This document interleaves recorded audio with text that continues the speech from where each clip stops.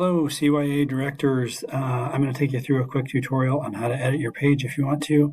As you can see, I am on the CYA athletics page. Don't edit any pages other than your own. So we'll just do basketball, for example. So if I click on boys basketball, you'll see now that you're a director, you have edit mode as an option. So this is what the CYA boys basketball page currently looks like. It's just got some information on there that Amanda put on for everybody to be able to see, including contact info. And then there's a link to the registration itself. But if you click on edit mode over here on the left, it will adjust things. So you've got the ability to edit whatever's in this text block, or you can edit the link.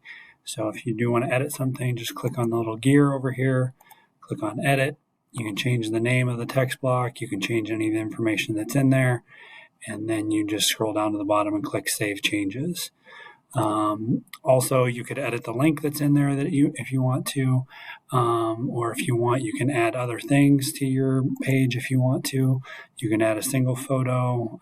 You could add a document, other links. You could even add like a photo gallery if you want to, or you can just leave it super simple. So that's how you edit pages if you want to edit your team page at all.